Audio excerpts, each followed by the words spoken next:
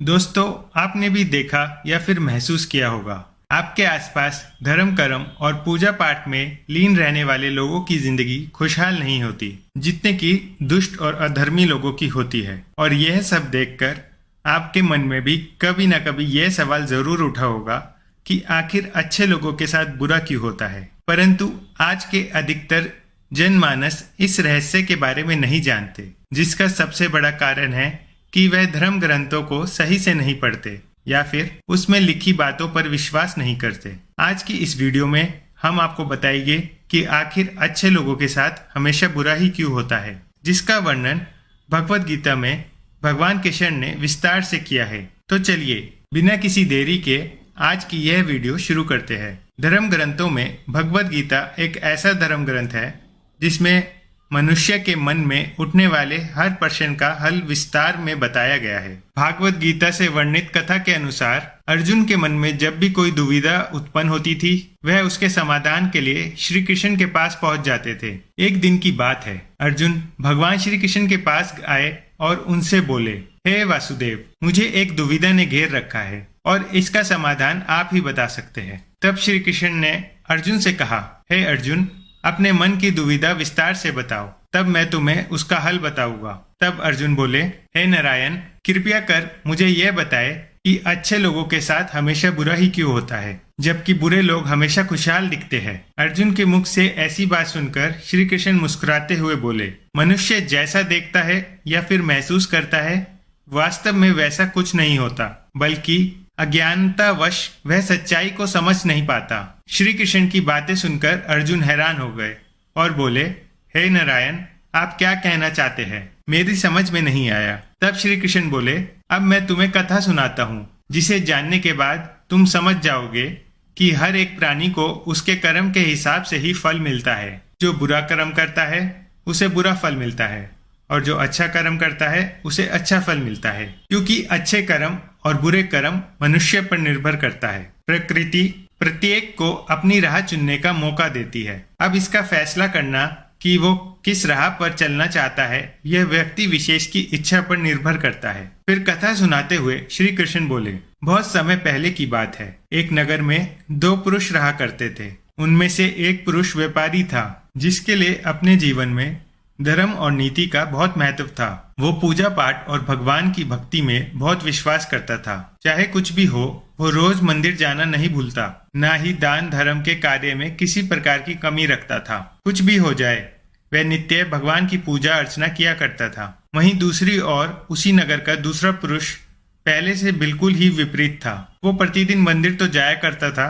परंतु पूजा पाठ के उद्देश्य से नहीं, बल्कि मंदिर के बाहर से चप्पल और धन चुराने के लिए। उसे दान धर्म न्याय नीति किसी से कुछ लेना देना नहीं था। इतना ही था कि वह मंदिर जाके वहां चोरी किया करता था। इसी तरह समय बीतता गया और एक दिन उस नगर में जोर की बारिश हो रही थी, जिसकी वजह से उस दिन नगर के मंदिर में पंडित के अलावा कोई नहीं था। यह बात जब दूसरे पुरुष को पता चली तो उसके मन में ख्याल आया, अभी सही मौका है मंदिर के धन को चुराने का, और वह बारिश में ही मंदिर पहुंच गया। मंदिर पहुंचकर उस व्यक्ति ने पंडित से नजर बचाते हुए मंदिर में मौजूद सारे धन और जवाहरात चुरा लिए और बड़ी प्रसन्नता से वहां से निकल गया। उसी समय धर्म कर्म में विश्वास करने वाला व्यापारी भी मंदिर पहुंचा और भगवान के दर्शन किए, परंतु दुर्भाग्य से मंदिर के पुजारी उस भले व्यापारी को ही चोर समझ बैठे और शोर मचाने लगे। शोर सुनकर मंदिर में लोगों की भीड़ जमा हो गई और सभी लोग उस भले व्यापारी को ही चोर समझ बैठे और उसे अपमानित करने लगे।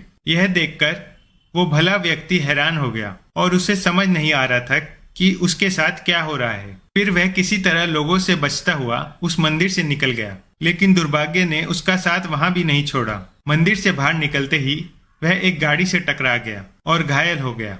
फिर वह व्यापारी लंगड़ाते हुए घर को जाने लगा। तभी रास्ते में उसकी मुलाकात उस दुष्ट व्यक्ति से हुई जिसने मंदिर का धन चोरी किया था। वह झूमता नाचता हुआ जोर जोर से बोलते हुए जा रहा था कि आज तो मेरी किस्मत ही चमक गई, एक साथ वो भी इतना सारा धन मिल गया। जब व्यापारी ने उस दुष्ट आदमी की यह बातें सुनी तो उसे बहुत हैरानी हुई और क्रोधित हो उसने अपने घर जाते ही भगवान की सारी फोटो निकाल कर फेंक दी और भगवान से नाराज होते हुए अपना जीवन व्यतीत करने लगा। कुछ समय पश्चात दोनों ही व्यक्तियों की मृत्यु हो गई और दोनों यमराज की सभा में पहुंचे। उस व्यापारी ने अपने बगल में उस दुष्ट व्यक्ति को खड़ा देख क्रोधित स्वर में यमराज से पूछ लिया कि मैं तो हमेशा अच्छा कर्म करता था, पूजा पाठ दान धर्म में विश्वास रखता था, जिसके बदले मुझे जीवन भर सिर्फ अपमान और दर्द ही मिला, और इस अधर्म करने वाले पापी व्यक्ति को नोटों से भरी पोटली आखिर क्यों?